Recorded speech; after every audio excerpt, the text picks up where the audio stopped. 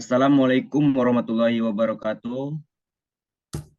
Eh, dengan acara Meet ini, saya dengan teman-teman saya ingin mempresentasikan hasil kerja kelompok kami, yaitu menganalisa penggunaan media sosial berdasarkan gender.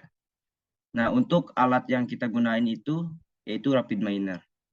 Eh, kita akan memperkenalan dulu atau memperkenalkan diri terlebih dahulu. Langsung aja, yang pertama. Perkenalkan, nama saya Rafli Wiryo. Perkenalkan, nama saya Raffi Naufalarik. Perkenalkan, nama saya Ranti Amandari Setia. Saya Sinta Zulfa Zerlita. Saya Syawalia Zahra. Saya Tajul Alamsyah. Saya Yuda Nur Muharram. Yang pertama ada apa itu data mining. Di sini kita akan menjelaskan definisi, tujuan, dan prosesnya. Yang pertama ada definisi, data mining adalah suatu proses ekstraksi atau penggalian data dan informasi yang besar, yang belum diketahui sebelumnya, namun dapat dipahami dan berguna dari database yang besar serta digunakan untuk membuat suatu keputusan bisnis yang sangat penting. Selanjutnya ada tujuannya. Tujuannya yaitu untuk meningkatkan keputusan bisnis. Data mining membantu meningkatkan keputusan bisnis dengan menemukan pola-pola yang tidak diketahui. Mengidentifikasi pola dan anomali.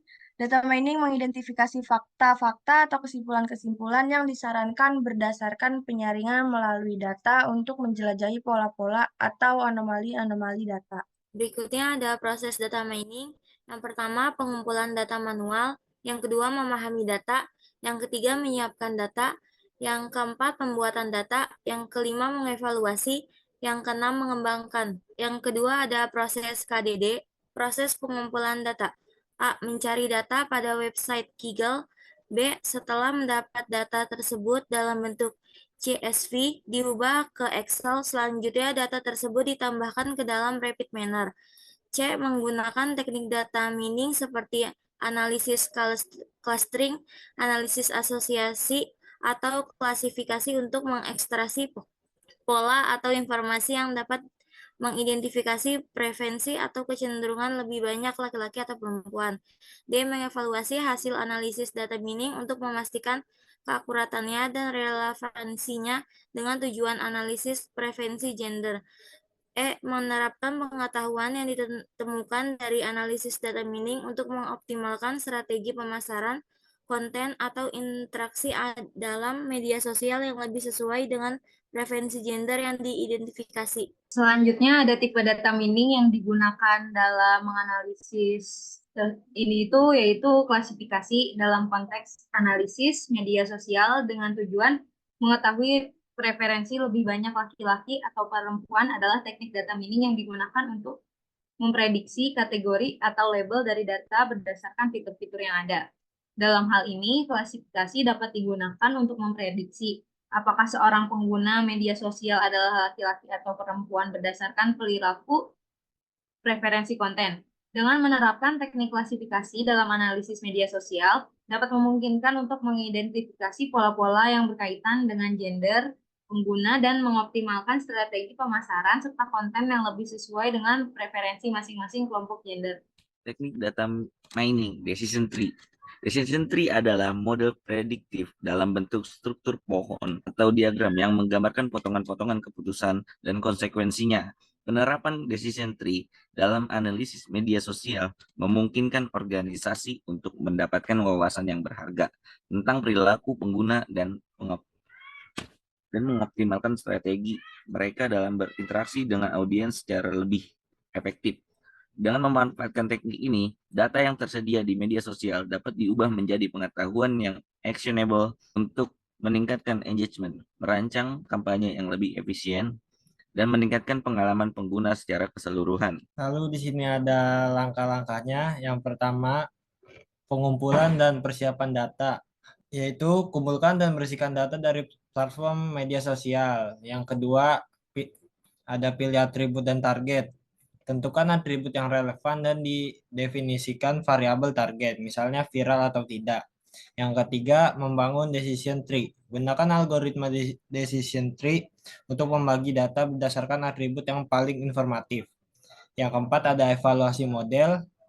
Validasi model dengan teknik seperti cross validation dan lakukan optimasi jika perlu. Yang kelima ada interpretasi dan implementasi. Interpretasi hasil untuk memahami pola dan implementasikan wawasan dalam pengambilan keputusan strategis. Yang terakhir ada monitoring dan perbaikan.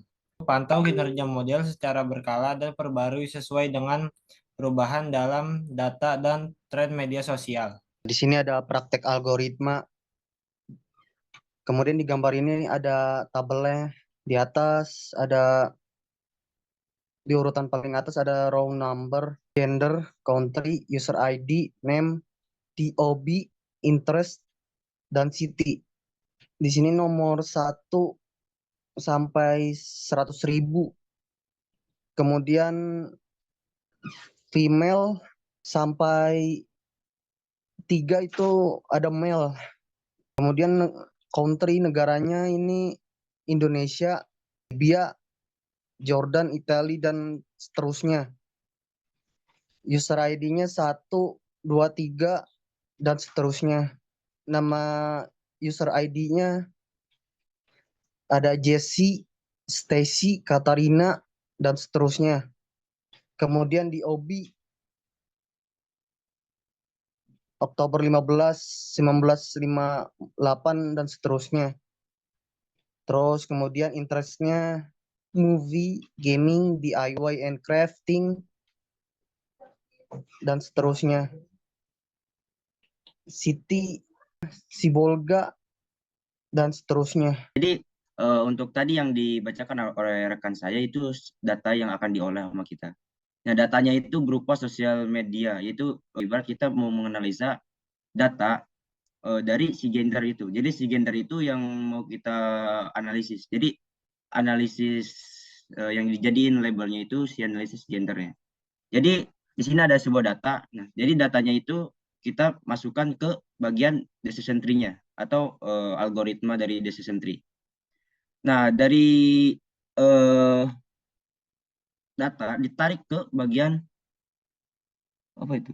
Di bagian decision tree. Nah, dari decision tree itu ada model. Nah, dari model itu ditarik ke bagian output.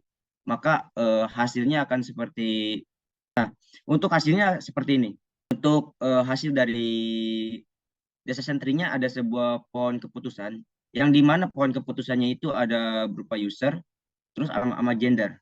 Nah, dari pohon keputusan ini kita bisa menyimpulkan bahwa dari lebih dari 3.500 itu lebih dominan ke male atau ke laki-laki. Nah, untuk kurang dari 3.500 itu dari si female atau perempuannya. Nah, di sini ada deskripsinya.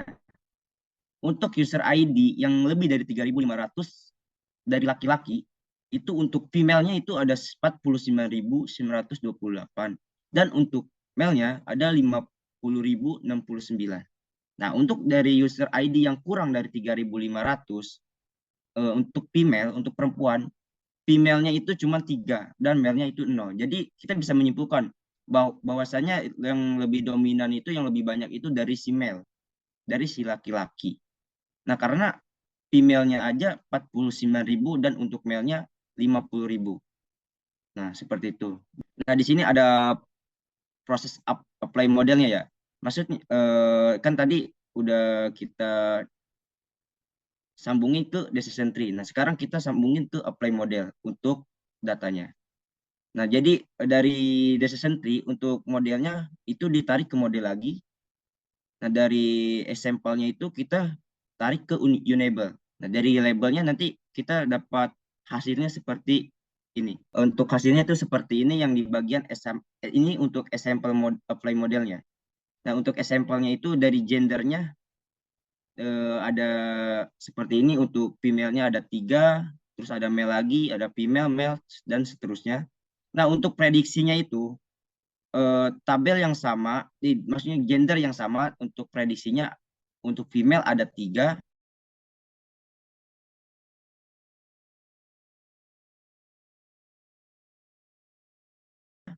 dan untuk sebagian data, karena lebih dominan di bagian male, lebih bagian laki-laki. Nah, untuk confidence-nya itu 1:0 dan seterusnya. Kalian bisa dilihat dari tabel di layar. Sini ada bagian statistiknya ya. Untuk statistik gender, itu perbandingannya hampir sama. Cuman bedanya female itu cuman dapat 49.000 dan male-nya itu 50.000. Dan untuk prediksinya itu berbanding jauh dibandingkan untuk gender awalnya. Karena prediksinya itu lebih besar di male atau di laki-laki dibandingkan di perempuan. Untuk laki-lakinya aja 99.000. Dan untuk female-nya cuma 3. Nah, seperti itu. Nah, untuk confidence female-nya itu yang real ya ibaratnya. Itu lebih dominan ke bagian female. Untuk female itu ada 0,499 dan banding 1. Dan untuk confident male itu 0 berbanding 0,51. Lalu selanjutnya di sini lanjutan dari penjelasan tadi, di sini ada nominal value. Yang kanan itu prediction, yang kiri itu data aslinya. Di sini nominal value male dengan absolute count 50.069 dan female dengan hitungan 49.931. Yang male dengan fraction 0,501 dan yang female 0,499. Lalu prediction nominal value-nya yang male itu 99.997, sedangkan yang female 3. Fraction dari male 1.000, sedangkan fraction dari female 0.000. Nah, ini statistik visual dari sebelumnya sama kayak tadi. Yang kiri atas itu prediction gendernya, yang kanan bawah itu hitungan gender aslinya. Jadi di sini cuma menjelaskan statistik barnya. Oh, baik. Untuk di sini tuh kita bisa melihat ya, di sini ada tabel visualisasinya dari si bar. Nah, untuk tabel di depan ini itu tabel confidence dari si male, yang dimana tabel confidence-nya itu lebih besar dibandingkan si female, yang dimana tabel confidence-nya itu dari 0 sampai 0,5 itu lebih besar dari si female, si male maksudnya. Karena si male tuh berada di 0,45 sampai 0,5. Nah, baik, untuk tabel selanjutnya bisa dilihatkan. Nah, untuk tabel yang ini itu tabel visualisasi confidence si female, yang dimana tabelnya itu lebih rendah dibandingkan si tabelnya si male langsung. Nah, untuk ininya dia tuh 0,5 sampai 0,5, 0,55. Nah, kenapa 0,5 dan 0,55? Karena hasilnya itu lebih rendah dari si male. Nah, sedangkan si male itu berada di 0,5 sampai 0,6. Oke, baik. Untuk di sini ada confident si female, yang dimana dari visualisasi di layar ini, si confident dari si female itu cuma dapat 0,5 sampai 0,55. Nah, sedangkan si male itu 0,5 sampai 0,6 dan seterusnya. Makanya dia tuh lebih tinggi dibandingkan si female. Oke, untuk selanjutnya itu di sini kita menambahkan performance, yang dimana kita bakal mengklasifikasi atau melihat performance dari si data itu seperti apa. Nah, yang di sini untuk di layar ini, data itu ditarik lagi dari decision tree ke apply model. Untuk caranya masih sama yang tadi. Nah, cuman bedanya di sini dari apply model itu ditarik ke performance untuk bagian labelnya.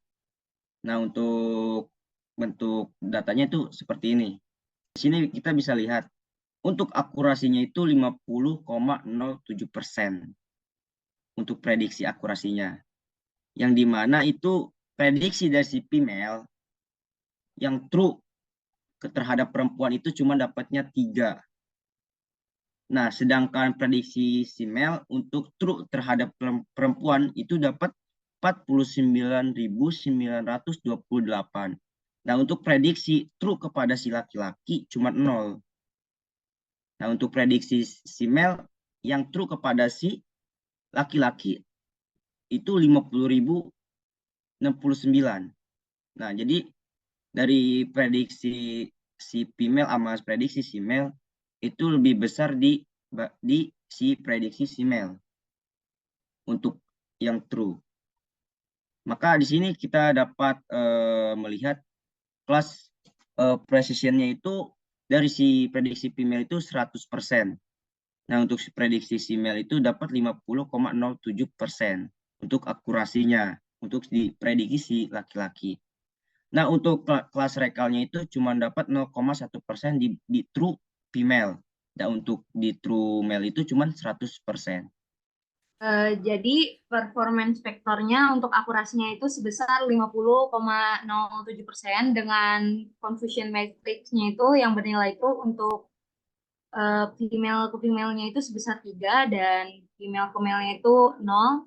Sedangkan nilai true dari male-nya itu ke female sebesar 49.928 dan yang true dari bernilai male ke male itu sebesar 50.069.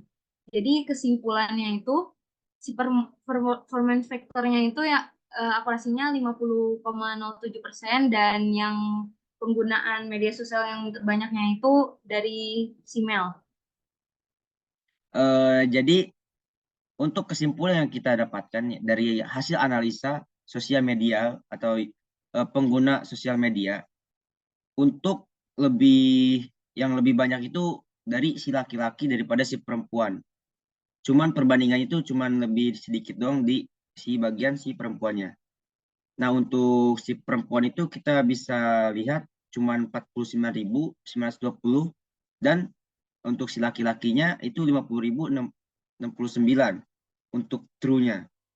Nah, jadi akurasinya itu cuma dapat 50,07%. Nah, itu untuk kesimpulan yang bisa kita dapatkan dari si performance atau klasifikasinya. Kesimpulan dari materi kelompok kami yaitu dalam analisis media sosial dengan tujuan mengetahui preferensi lebih banyak laki-laki atau perempuan menggunakan data mining, dapat disimpulkan bahwa teknik klasifikasi dapat membantu mengidentifikasi pola-pola dan kelompok-kelompok pengguna berdasarkan gender. Dengan pemahaman yang lebih baik mengenai preferensi gender, strategi pemasaran dan konten dapat disesuaikan untuk meningkatkan keterlibatan pengguna. Rekomendasi 1. Lakukan analisis data secara berkala untuk terus memantau preferensi gender dan tren yang berkembang di media sosial. 2. Gunakan hasil klasifikasi untuk menyesuaikan konten, promosi, dan interaksi dengan pengguna laki-laki dan perempuan secara spesifik. 3. Berikan penekanan pada konten yang sesuai dengan preferensi gender untuk meningkatkan keterlibatan dan interaksi pengguna. 4. Libatkan pengguna dalam diskusi dan survei untuk lebih memahami kebutuhan dan preferensi mereka secara langsung. 5. Evaluasi secara rutin efektivitas strategi yang diterapkan dan sesuaikan jika diperlukan untuk mencapai tujuan yang diinginkan. Oke, baik, untuk presentasi kali ini mungkin itu saja yang bisa kami sampaikan. Mungkin masih banyak kekurangan yang harus kami benahi kembali. Mungkin itu saja, cukup sekian. Wassalamualaikum warahmatullahi wabarakatuh.